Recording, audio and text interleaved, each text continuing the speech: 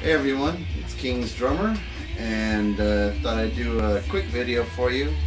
This has been a good week for me buying vinyl.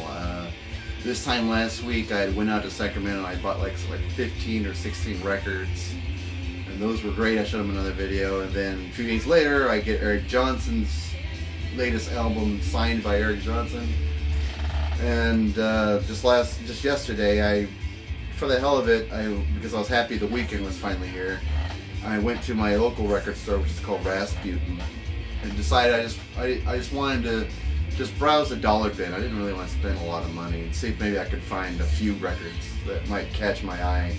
And I found like 4 that were really nice, so I thought I'd show them to you real fast. This first record I bought for $1. Was inspired by the artist Master. She bought a record by Rick Wakeman. I think I told the story of King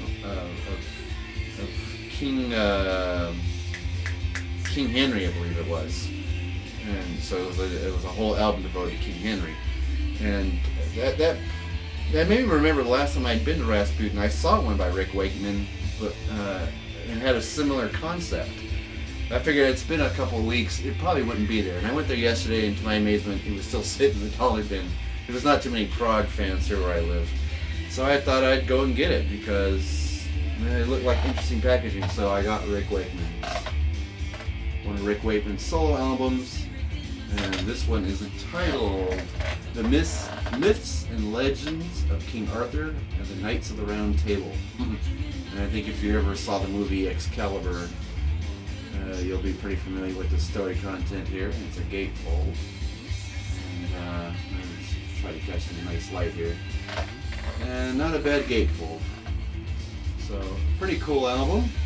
Tells the whole story, and it also came with a booklet that has all the lyrics in it. And some very nice artwork in it, actually. It basically tells the whole story of the Knights of the Round Table, the Dark Knight, King Arthur, Merlin the Musician, Merlin the Magician, Hadah. It's a cool packaging. Haven't listened to any of these records yet, but looking forward to it. Rick Wakeman always had a reputation of being this amazing composer and just out of this world keyboard player, and I'm sure I'm going to get a lot of joy out of this. I mean, I can't say I'm a big Yes fan. I do like some of their songs, but I wouldn't say I'm a Yes fanatic. But what material I do have of Yes, of CDs and live DVDs, I really love the musicianship. So I can't wait to get into this. I think this is going to be interesting. And we all know I love classic rock, so I saw this album for a couple dollars, $2, and went for it. It's the Eagles, The Long Run. It's a good classic rock songs on this thing, and of course the title track Long Run's a great song, and the song I Can't Tell You Why is also on here, In the City, which was sung by Joe Walsh, and Heartache Tonight and Those Shoes. Real fun classic rock album, and you know, I'm buying all these records used. You know, the $2 bin, and there's a little bit of wear on this cover, but overall it's actually in pretty good shape. Here's the insert, and the insert was actually hold together pretty well, and the vinyl, as we can see, is pretty clean.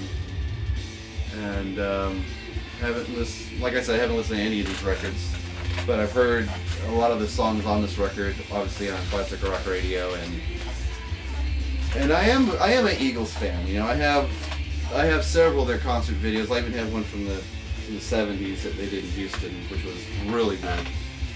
So I always have been a fan of the Eagles. Maybe you should start buying a bit more of their records.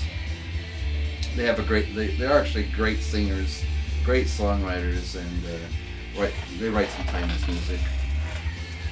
Okay, I've really been getting ever since I've been collecting vinyl. I've really been getting into Pat Benatar. And I'm kind of glad I didn't buy any of her CDs because I kind of like the way her music sounds on vinyl. It just comes alive on vinyl. And I think in CDs I probably wouldn't like it as much, but I really love the way she sounds on vinyl. So I bought her first record, which is called In the Heat of the Night. I think this is her first record. Not really sure, but all I know is she looks beautiful on that cover and looks even better on the back cover.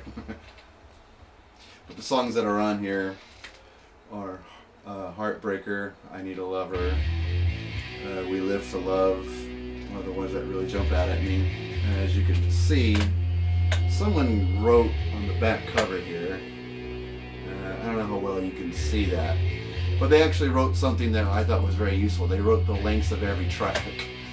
So I don't mind that. I don't mind that chicken scratch on my used record because it's actually something that was useful to me. When I buy used records, obviously we all look for what condition the vinyl is in, which is the important thing, what condition the cover and the jacket is in. And the one thing that irritates me is you find something that's clean, a clean cover, clean vinyl, but someone had written their initials on it or writes their whole name on it, and you're just like, ugh. It really bugs me when people write their initials on the records.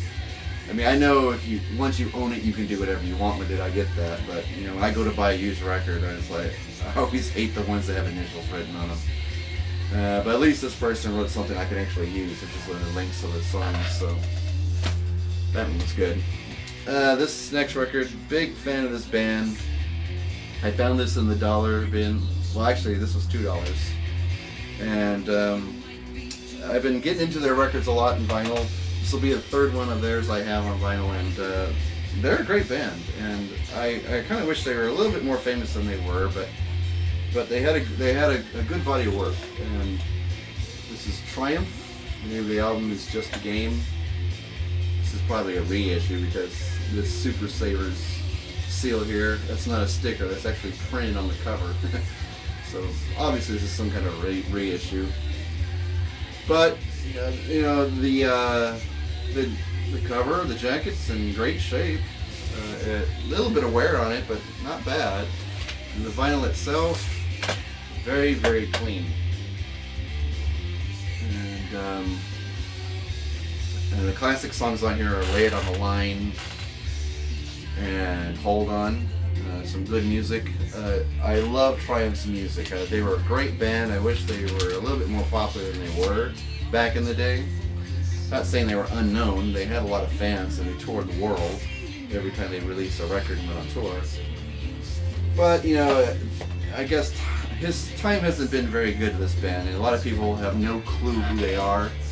And people who do remember them always make jokes about them, saying they were like a poor man's Rush or something. But I always dug the music. I thought they had great songs, positive lyrics, and Rick Emmett was such a great guitar player that I really, really enjoyed their music a lot. So one of those bands I wish was a little bit more famous than they actually are. All right, well that's it. That's it. Just 4 records I found in the clearance bin on a Friday after work, just to get my weekend started on a positive note.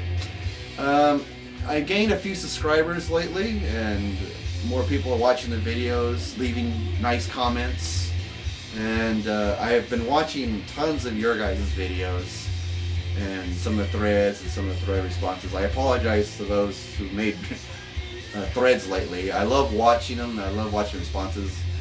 I still feel like my vinyl collection really isn't big enough for me to respond. I know that sounds silly, but maybe a little later when I get a little bit more comfortable, I'll start responding to threads. But I love watching the responses to a lot of the threads people have been posting. This is a great community. Everyone's very friendly. It's a very positive group to interact with. And I've been having a blast sharing my vinyl, looking at everyone else's videos, leaving comments on their page and their comment on their videos. And just some of them, a lot of you have been really nice and responded back to my comments I left for you. So that's always great to see. Some really wonderful people here in this community, and I love being on it and being a part of it. Well, that's going to do it for me, and I'll see you at the next video.